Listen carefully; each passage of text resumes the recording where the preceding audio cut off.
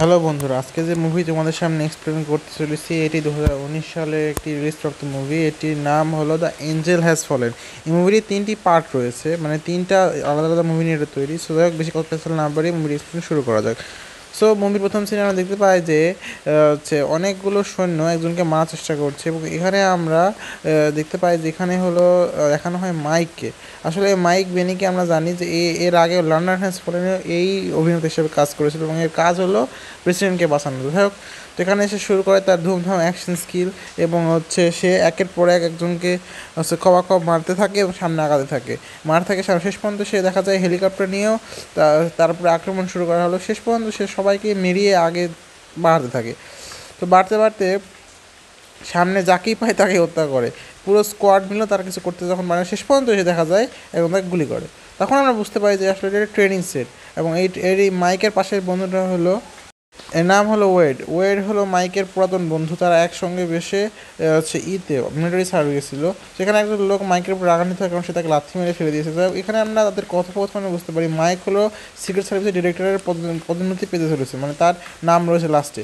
এবং তার বন্ধু তাকে বলে, প্লিজ মাইক, যদি কোনোভাবে সাহায্য করার থাকে আমার আমার দলকে। আসলে ও একটা প্রাইভেট কন্ট্রাক্ট কোম্পানি চালায়, যাই হোক আমার কোম্পানিকে একটা কন্ট্রাক্টের ব্যবস্থা করে দেবো। ওগুলো ঠিক আছে বন্ধু, চেষ্টা করবো, আমি ওর নামটা দেবো। তো এখানে আমরা দেখতে পাই মাইক একটা ওষুধ খেয়ে বাড়িতে এসে তার তার স্ত্রীর কাছে এসে দেখে, এবং আমরা দেখতে পাই মাইকে একটা মেয়েও রয়েছে।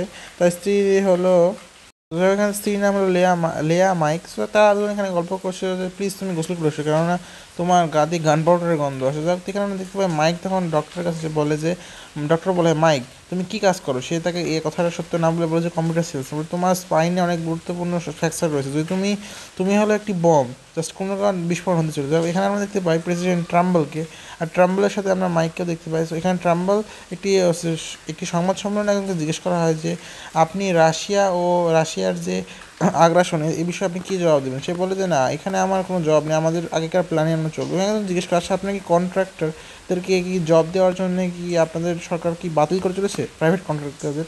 তখন সে তাকে বলে, মাইক কীভাবে এই খবরটি রিলিজ হয়েছে আমি জানতে চাই।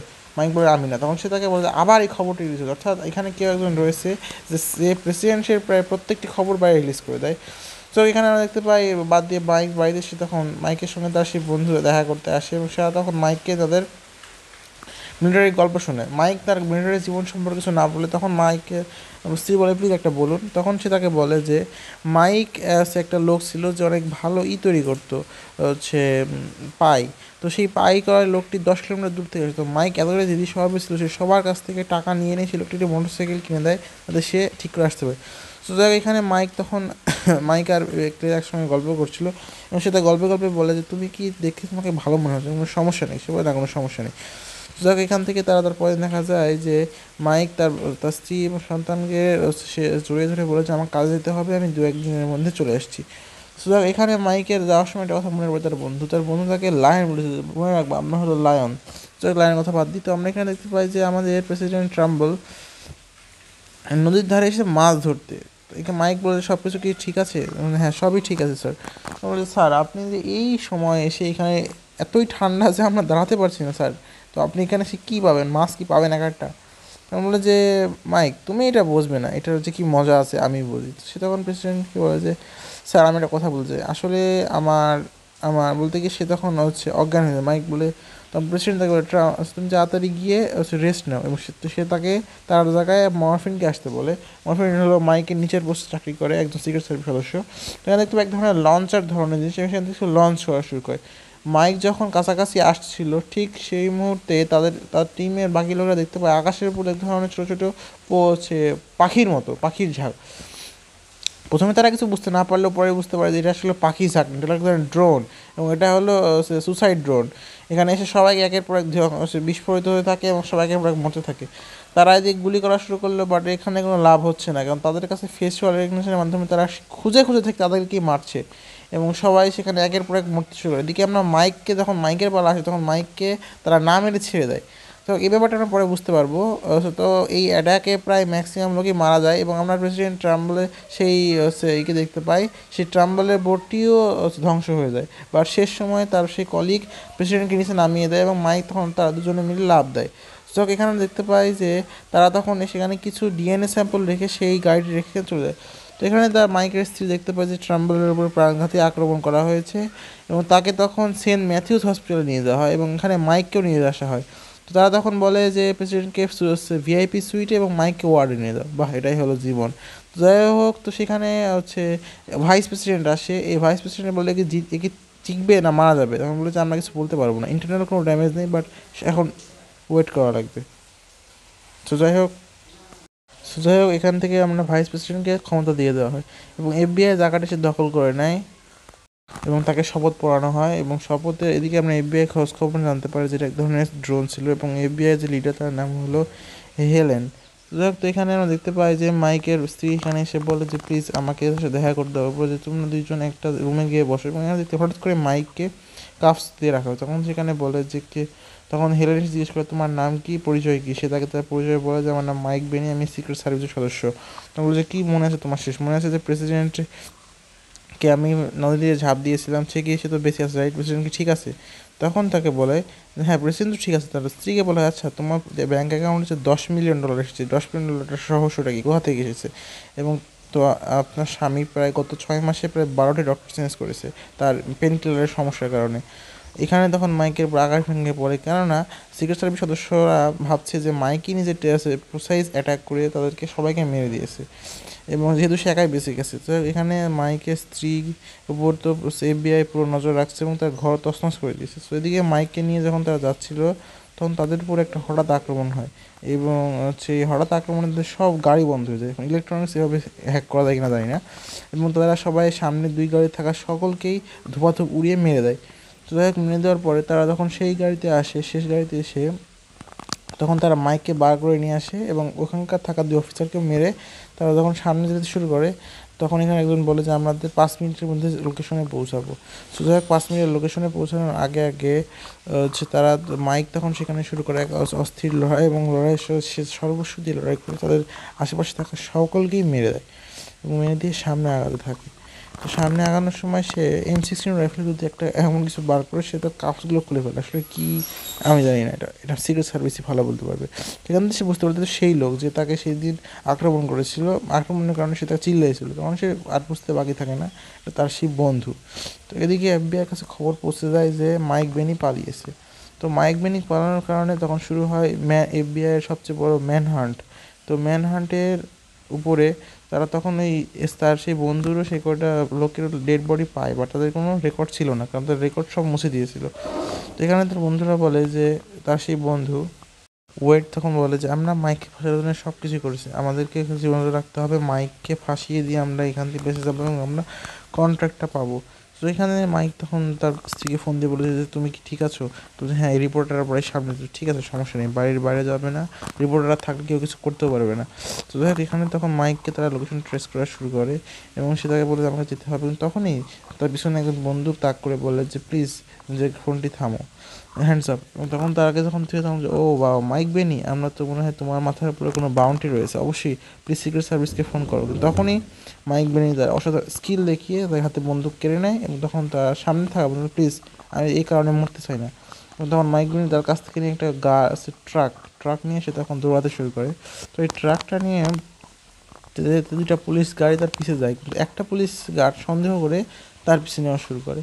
এখন পুলিশ গাড়িটা সন্দেহ করার সঙ্গে সঙ্গে অন্যান্য পুলিশরা তার পিছনে শুরু করে এবং তাকে থামতে বলে, বাট সে তো থামতে পারছে, থামনি তো বিপদ। তো যখন সে তার শুরু করে উড়াধরা গাড়ি চালানো এবং এই গাড়িকে যদিও ওই ট্রাকটাকে সে অফরোডার বানানো শুরু করে এবং অফরোডার বানানো এক চক্করে পিছনে ট্রেলারটি উল্টে যায় এবং রাস্তা ব্লক করে দেয় এবং শুধুমাত্র সামনে ইঞ্জিনটা নিয়ে সে কোনো রকম বের হতে পারে। সো এদিকে তো ইঞ্জিন নিয়ে বের হওয়া চলছিল ঠিক, কিন্তু তখনও তার উপরে হেলিকপ্টার নিয়ে খুঁজতে শুরু করে, কিন্তু তাকে কোনোভাবে যেন ছাড়তে না পারে, তো সে আমেরিকান সরকার সব কিছু তার পিছিয়ে লাগাইছে। তো যাই হোক, এখানে আমরা দেখতে পাই যে মাইক বেনি শেষ পর্যন্ত একটা দেওয়ালের সাথে ধাক্কা খায়, মানে প্লেয়ারের ধাক্কা খেয়ে উল্টে দেয়। তো উল্টে যাওয়ার পরে মাইক তখন সেখান থেকে কোনোভাবে নিজের হোশ ফেরত এসে সে দৌড় মারে সেখান থেকে পালাতে শুরু করে, মানে এছাড়া এখন তার কাছে আর কিছুই করার নেই। তখন সে যখন দৌড়াতে থাকে তখন সেখানে এফবিআই লোকেরা সকালে এসে পৌঁছায় এবং বলে যে স্যার ম্যাম মাইককে তো এখানে শেষ হয়ে গেছে, এখান থেকে তখন বলে যে এখন এখান থেকে 20 কিলোমিটার রেস করো এবং তার খোঁজার চেষ্টা করো। এদিকে আমরা দেখতে পাই হোয়াইট হাউসে প্রেসিডেন্ট ভাইস প্রেসিডেন্ট বলছে যে মাইককে যে টাকা দিচ্ছে এটা রাশিয়ান ফেডারেল অ্যাকাউন্ট থেকে এসেছে, অর্থাৎ রাশিয়া। তখন বলছে রাশিয়া, তখন বলছে রাশিয়া যদি কথা বলি তো রাশিয়া তো জীবনের মানে, তখন সে বলে যে রাশিয়ার উপর আক্রমণের জন্য আমরা প্রাইভেট কন্ট্রাক্টর ইউজ করবো। এখানেই আমরা বুঝতে পারি যে তার সেই বন্ধু আসলে তাকে ফাঁসানোর মূল উদ্দেশ্য। তো এখান থেকে মাইক বেন একটা গাড়ি চুরি করে নিয়ে সে একটি ঘন জঙ্গলে ঢুকে পড়ে এবং সেখানে সে যখন যেতে থাকে যেতে যেতে সে বুঝতে পারে কেউ তাকে ফলো করছে এবং ঠিক তখনই যখন সেখানে পৌঁছায় একটা লোক বন্দুক তাক করে দাঁড়ায়, বলছে কে তুমি? তখন বলে যে আমি সেই যাকে তুমি ছোটোকালে ছেড়ে এসেছিলে। যে কে, আমি কাকে ছেড়ে এসেছি? তখন বলছে আমি তোমার একমাত্র সন্তান মাইক বেনি। তখন বলছে বাস মাইক। তখন সে তাকে এখানে এসে বলে যে কি আমি খবরে যা শুনলাম এটা কি তুমি, তুমি কি আসলে তাকে মেরেছো? তখন বলছে না, আমি সেটা আমাকে ফাঁসানো হচ্ছে, আমি জানি তোমাকে ফাঁসানো হচ্ছে, কিন্তু কে ফাঁসাচ্ছে? তখন বলে যে হচ্ছে আমার বন্ধু ওয়াইক। যে তোমার বন্ধুত্ব চিন্তায় অনেক সমস্যা রয়েছে, তুমি মানুষ চিনতে ভুল করো সবসময়। সেখানে দেখতে পাই যে তার বাবাও একটা যে সে এক সময়কার রেঞ্জার ছিল, কিন্তু সে কিছু মাথার সমস্যার কারণে তার এরকম অবস্থা। তার কারণে সে ক্যামেরা ট্যামেরা দিয়ে রেখেছে, মানে এক কথা হাইফাই অবস্থা। এখানকার সিকিউরিটি হোয়াইট হাউসে তো কোনো কম না। তো যাই হোক এখানে সে বলে যে দেখো তুমি এখন এখানে এসে তোমাকে কী করে হোক বাঁচতে হবে, এটা বাঁচা লাগবে। তো এখানে আমাদেরকে ট্রাম্বল একটা ঘোষণা দেয়, সে ঘোষণা দিয়ে বলে যে রাশিয়ার আমাদের প্রেসিডেন্ট ট্রাম্বলের উপর আক্রমণে রাশিয়ার হাত রয়েছে এবং আমরা এই কারণে রাশিয়াকে সর্বাত্মক যুদ্ধের জন্য আমরা প্রাইভেট কন্ট্রাক্টরদের ভাড়া করছি যারা আমেরিকানদের হয়ে লড়াই করবে। তো এখানে মাইকে সে বন্ধু খোঁজাখুঁজি করে যে মাইক কোথায় থাকে বা কোথায় যেতে পারে। তখন তারা বুঝতে পারে তার বাবার নাম ক্লেম্যানির, সে সন্ধান পায় এবং বলে যেটা মাইকের সেই মাইকের বাবা, তাকে খোঁজো। এবং তাকে তারা খুঁজেও পায় কীভাবে আল্লাহ ভালো জানে। তো যাই হোক তখন হচ্ছে মাইক এবং তার বাবা একটা টানেলের ভিতর দিয়ে নিচ দিয়ে বাইরে বের হয়ে আসে। সো এটাও আসলে একটা অবাক কাণ্ড যে এত কিছু রয়েছে। আমি তো বলেছি সিকিউরিটি হোয়াইট হাউসে খারাপ নয়। তখনই সে প্রথমে একটা হাতে সুইচ দিতে একটা বিস্ফোরণ হয় এবং সামনে থেকে কিছু লোক মারা যায়। সে বলে যে কী করেছো তুমি বাবা?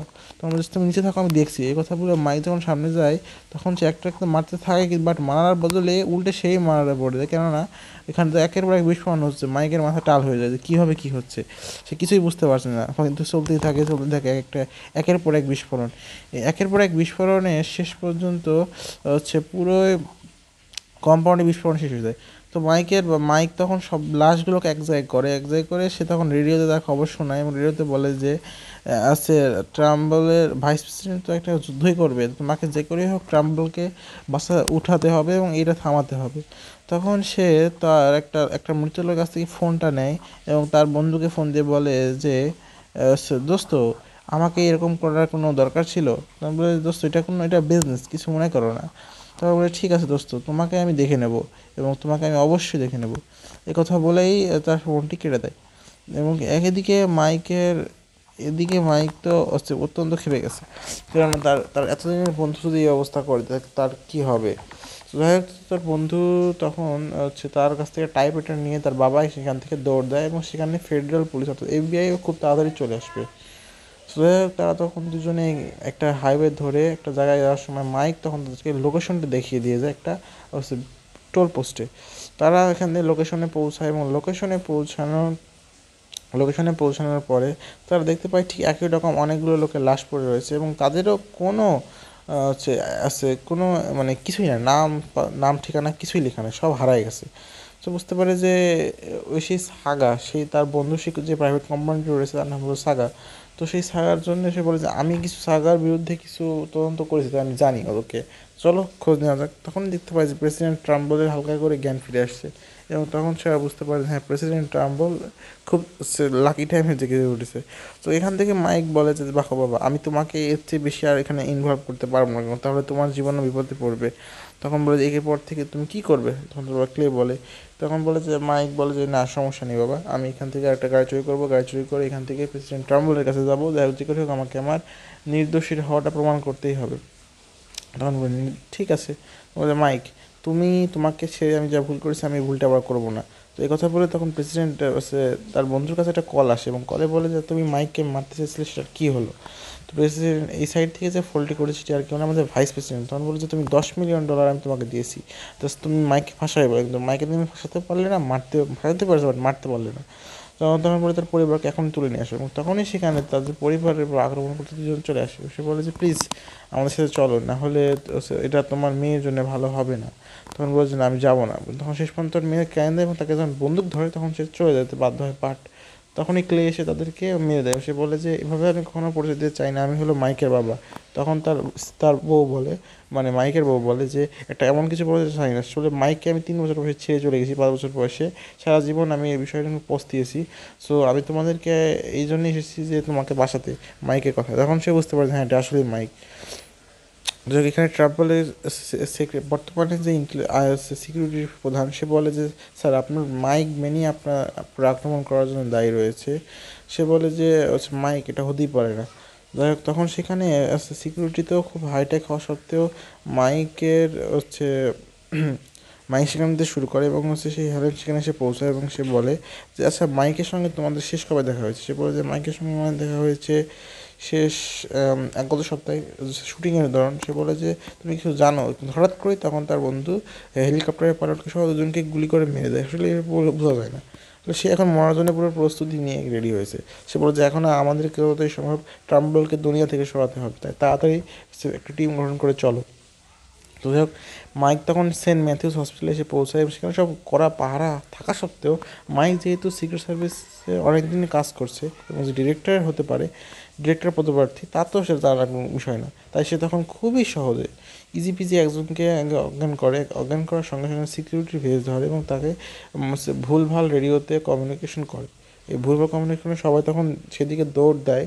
বাট তখনই মাইক একজনকে বন্দি বানিয়ে বলে যে আমাকে এখনই ডিরেক্টরের কাছে নিয়ে যাও। ডিরেক্টর পড়তে পড়তে শেষ পর্যন্ত ডিরেক্টর সেখানে এসে বলছে বলে মাইক তুমি কি পুরো পাগল হয়েছো। তখন বলে যে আমাকে এখনই আছে সে ট্রাম্বলের কাছে নিয়ে যাও। সে বলে সে আত্মসমর্পণ করে। তখন বলছে না এটা হতে পারে না। তখন কিন্তু বলে না অবশ্যই নিয়ে যাও। তখন তখন মাইক এসে বলে মিস্টার প্রেসিডেন্ট এখানে আপনার জীবনের ঝুঁকি রয়েছে, যদি আপনি এখান থেকে না বের হন তাহলে আপনার মৃত্যু পর্যন্ত হতে পারে। সে বলে যে মাইক তুমি কি ঠিকই বলছো। যে হ্যাঁ অবশ্যই আমি ঠিক বলছি, এই কাজটি করেছে আমার এক বন্ধু যে আমাকে ফাঁসিয়ে দিয়েছে। সো আপনি প্লিজ এখান থেকে বের হন। তো হচ্ছে তখন সে তার যে বর্তমান ডিরেক্টর সে বলে যে না সেখানে কোনো সমস্যা নেই, সবচেয়ে বেশি সিকিউর পৃথিবীতে বর্তমানে। আমাদের না আমি কীভাবে ঢুকতে পারলাম। তখন সে বলে তুমি তো সবই জানো আমাদের প্যাসপোর্ট, তুমি ঢুকতে পারো, আবার এখানে কেউ ঢুকতে পারবে না। কিন্তু সে বিশ্বাস না করলো, তখনই সে বিশ্বাস করতে বাধ্য হয় এবং প্রেসিডেন্টের আদেশে সে তখন মাইককে আবার তার পোস্ট ফিরিয়ে দেয়। এবং তখন সে বলে যে দেখো তো আমরা কি ভার্জিনিয়াতে কোনো হ্যাকের শিকার হচ্ছি নাকি। তখন সে বলে যে না এখানে আমি কিছু দেখতে পাচ্ছি না। হঠাৎ করে অক্সিজেন সিলিন্ডারগুলো ম্যাল ফাংশন শুরু করে এবং অক্সিজেনগুলো ওভারহিট হওয়া শুরু হয়। এখানে বোঝা যায় যে অক্সিজেন সিলিন্ডারগুলো ওভারহিট হওয়ার কারণে এটি বিস্ফোরিত হতে পারে।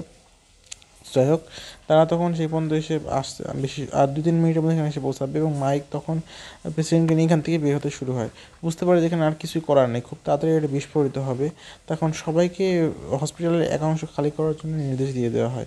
তো ভাইস প্রেসিডেন্ট যখন বলে যে আমরা এই সিদ্ধান্ত এখনও নিতে চাই, কিন্তু সে বলে না যেহেতু ট্রাম্বল বেঁচে আছে তাই আমরা এখন সিদ্ধান্ত নিতে পারবো না। তো তখন তারা শুরু করে এক ধুমধাম অ্যাকশন লড়াই। কেননা দুজনেই তো এদিকে সবাই তো সবার চেয়ে কোনো অংশে কম না। মাইক তার বাকি সবাইকে নিয়ে আগায় থাকলো, বাট সিক্রেট সার্ভিসের লোকেরা এদের সামনে টিকতে পারে না, কারণ এরা হলো স্পেশাল ফোর্স, দুজনেই স্পেশাল ফোর্স। কিন্তু তাও কেন জানি না টিকতে পারে না এবং তাদের সামনে শেষ পর্যন্ত প্রেসিডেন্টকে গুলি না লাগে, আর একজনের গুলি লেগে যায়। যাই হোক তখন প্রেসিডেন্টকে মাইক আর একটি মানে যে সাইডে হসপিটালে ধসে নেয় সেই সাইডে নিয়ে আসে। হসপিটালটা অনেক বড় এবং এক সাইড হসপিটালে ধসে গিয়েছে পুরোপুরি। তো এই সাইডের লোকেরা তেমন কিছু বুঝতে পারেনি। তো তারা তখন প্রেসিডেন্টকে নিয়ে অন্য পাশে দৌড় দেয় এবং অন্য পাশে ঢুকেও পড়ে। তো এখান থেকে মাই একটা পরিকল্পনা করে ফোন দিয়ে আটে, তারা একটা ট্র্যাপ বিছিয়ে একটা জায়গায় হচ্ছে দেখানো হবে যে প্রেসিডেন্টের ভিতরে রয়েছে, দিকে কিছুজনকে ঠেকাতে হবে। আর অন্যদিকে মাইক তাদেরকে অন্য একটু পাশে নিয়ে গিয়ে লুকিয়ে দিয়ে বলে যে এই রুমের ভিতরে এখন যেই আসবে আমি বাদে শ্যুট করবে। তো তখন তারা তার সে ডিরেক্টরও সে মাইকের কথায় রাজি হয় এবং তারা তখন সেখানে মাইক তখন শুরু করে ফোন দেওয়াটা কীভাবে করা যায়। তো স্পেশাল ফোর্সের বাকিরা তো সবাই মৃত্যুজনের প্রস্তুতি নিয়ে নেয়, কারণ তারা জানে যে মৃত্যু অবধারিত। তো যাই হোক এখানে রেঞ্জার এবং এফবিআই লোকেদের আসতে সময় লাগবে 30 মিনিট। 30 মিনিটের মধ্যেই তাদের মাইকের যে বন্ধু সে বলে 30 মিনিটের মধ্যে আমাদের যে কোনো ট্রাম্বলকে মারতে হবে। আর মাইক এদিকে একজনের পোশাক চুরি করে নিয়ে নেয় এবং তখনই শুরু হয় ধুমধুম অ্যাকশন লড়াই। যাই হোক তো এই অ্যাকশনের এক পর্যায়ে দুজনেই ভালো ভালো রকম ফাইটিং তো করেছে এবং শেষ পর্যন্ত সিক্রেট সার্ভিসের লোকেরা একে একে মরতে শুরু করে, কারণ তাদের সামনে এত লোককে সামনে তাদের টিকে থাকাটা প্রায় অসম্ভব। যাই হোক সিক্রেট সার্ভিস তো চলতে থাকে, তো একের পর এক মরতে থাকে, শেষ পর্যন্ত হচ্ছে সর্বশক্তি দিয়ে তারা লড়াই করতে থাকে। বাট লড়াই এক পর্যায়ে মাইকও সেখানে এসে তাদের সাথে লড়াই যোগ দিলেও সে বেশি সুবিধা করতে পারে না, কেননা হচ্ছে সেখানে শেষ পর্যন্ত রকেট লঞ্চার নিয়ে সে সম্পূর্ণ শেষ করে দেয়। তো এখানে ঢোকার সঙ্গে সঙ্গে তারা এখানে ঢুকে পড়ে এবং ঢুকে তারা প্রেসিডেন্টের ট্রাম্বলের খোঁজ শুরু করে এবং ট্রাম্বলকে খুঁজতে খুঁজতে তারা সব দরজায় কর্নারে, এবং শেষে বুঝতে পারে যে আসলে এটা একটা ট্র্যাপ ছিল। এবং তারা তখন সেখান থেকে দৌড় দেয় অন্য জায়গায় খোঁজার জন্য, মানে এটা প্রেসিডেন্টের উল্টো পাশে ছিল ওই দরজার। তো যাই হোক এখান থেকে যেতে যেতে মাইক তখন একের প্রায় শ্যুট করতে শুরু করে। তো মাইককে দেখে বাকিরাও মাইকের পুরো পুরো গুলি করা শুরু করে, এবং নিচে ততক্ষণে পৌঁছে গেছে এফবিআই এবং রেঞ্জার। তো যাই হোক তারা তখন বাকিদের কিছুজনকে ধরে এবং কিছুজনকে মেরে ফেলে সেই জায়গায়। তো তখন তারা হচ্ছে শেষ পর্যন্ত মাইকের উপর আক্রমণ শুরু করে, কারণ মাইক তাদেরকে ব্যস্ত রাখা শুরু করেছে। তো যাই হোক মাইক তখন তাদেরকে সর্বস্বটা দিয়ে তাদের সাথে লড়াই করতে থাকে, এবং তারা তখন হেলিকপ্টার দিয়ে মাইকের উপর আক্রমণ করে, প্লাস হচ্ছে সর্বস্ব দিয়ে তারা তাদের উপর চেষ্টা করে থাকে। কিন্তু তখনই তারা উপরে ওঠার সময় একটা গ্রেনেড ফেলে যায়, এবং গ্রেনেডের আঘাতে তারা হচ্ছে পুরোপুরি যায় হয়ে যায়, এবং মাইক তখন সেখানে অজ্ঞান হয়ে মতো অবস্থা। তখন তার বন্ধু বুঝতে পারে না যে মাইক মারা গিয়েছে নাকি, আসলে এখানে আমরা বুঝতে পারছি না কেন এই কাজটি করছে, কিন্তু তার যে সহকারী সে বলে স্যার প্লিজ এখনই চলুন, কিন্তু তখনই সেখানে এসে হেলিকপ্টার ধ্বংস করে যায়। তখন বুঝতে পারে যে মাইক মারা যায়নি, তখনও সেটা রকেট লঞ্চার নিয়ে এসে এই কাজটি করেছে। তখন সে বলে যে আসো শেষ লড়াই করবো তোমার সাথে আজকে আমি, এবং এই কথা বলে তারা তখন দুজনে নিজের জীবনের শেষ লড়াই শুরু করে। এবং প্রথমে তারা বন্দুক দিয়ে যত সম্ভব চেষ্টা করে একে অপরকে ফাইট করার, বাট একে অপরের সঙ্গে এত ফাইট করা সত্ত্বেও তারা ঠিক শেষ পর্যন্ত করতে পারে না, পেরে ওঠে না। তো যাই হোক ওটা কোনো কথা নয়। তো তখন তারা দুজনেই শেষ পর্যন্ত একে অপরের গলা টিপে ধরে এবং তাদেরকে মেরে একে অপরকে মারার চেষ্টা করলেও শেষের দিকে এসে মাইক তার একটি ছুরি তার সোজা তার হাড়ে ঢুকিয়ে দেয়, এবং এই ছুরির আঘাতে তার অঝরে রক্ত হতে শুরু হয়। এবং তখন তারা সেখানে মাইক তার পাশে এসে বসে, এবং সে বলে যে তার বন্ধু তখন বলে যে আমি আসলে অনেক ধন্য যে এটা তুমি ছিলে মাইক, মনে রাখবে আমরা হলো সিংহ এবং আমরা কখনোই হার মানতে পারি না। হয়তো আজ আমি তোমাদের বিরুদ্ধে কাজ করেছি, বাট আমি সবসময় তোমাদের সাথেই ছিলাম, এটা আমার করতেই হতো। তো এখান থেকে বুঝতে পারি যে প্রেসিডেন্ট ট্রাম্বল ক্ষমতায় আসার পরে সে যুদ্ধ থামিয়ে দেয় এবং তারা একটা ভালো সুসম্পর্ক করে। তো এখানে তখন ভাইস প্রেসিডেন্ট বলে যে মিস্টার প্রেসিডেন্ট কী অবস্থা, কীভাবে আপনি এখানে আসলেন? তখন বলে যে আমি জানি ও উইলসন সব কিছু একটা কপি রেখেছিল, সো তুমি এবার শেষ। এ কথা বলে প্রেসিডেন্টকে শেষ করে প্রেসিডেন্ট তো শেষ হয়ে যায়, এবং এখানে দেখতে পাই ক্লেভেনি এখন। তো যাই হোক তখন এখান থেকে মাইক বলে যে তোমার সমস্যা নেই বাবা, তুমি এখন একসাথে আমার সাথে থাকতে পারো, আমরা একসঙ্গে থাকতে পারি। তো বলে যে একসঙ্গে হ্যাঁ অবশ্যই থাকতে পারি। আমার তখন বলে যে আমাদের অনেক রুম রয়েছে। তখন সে বলে যে মাইকের স্ত্রী বলে যে প্লিজ ক্লে তুমি এখন মাইকের আর হৃদয়টা ভেঙো না, তুমি আর এখান থেকে চলে যাবে না। তখন এখানে প্রেসিডেন্ট ট্রাম্বল মাইককে বলে মাইক তুমি ডিউটি জয়েন করার জন্য প্রস্তুত? কিন্তু হচ্ছে কিন্তু মাইক বলে যে না আমি আর এখানে চাকরি করতে চাই না, আমি এখন একটা রেস্ট চাই।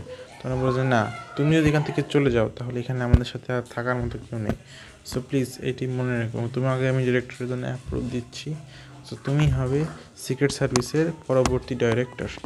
এই কথা বলে তখন মাইক তার ক্লে বলে যে চলো একটা প্রেসিডেন্ট আমাদের জন্য একটা করেছে, একটা ট্রিট দিয়েছে, সো এই ট্রিট দিয়ে আমরা কাজ করব। তখন তারা দুজনেই আন্ডারস হয়ে শুরু করে ট্রিট, এবং এখানে তারা লাফ দেয় পানির ভিতরে লাফ দিয়ে তারা তখন সেখানেই শুয়ে পড়ে, হঠাৎ করে এখানে সুইচ বন্ধ হয়ে যায়, যে বাঁচাও।